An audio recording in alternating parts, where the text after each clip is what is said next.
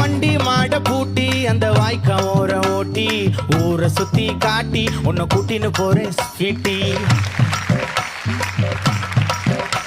நான் ரொம்ப கோபக்காரி, நீ சுத்துற ஒரு மாதிரி ஆடிக்காரி ஏறி நான் போக போறேன் சாரி. ஓ அப்படியா?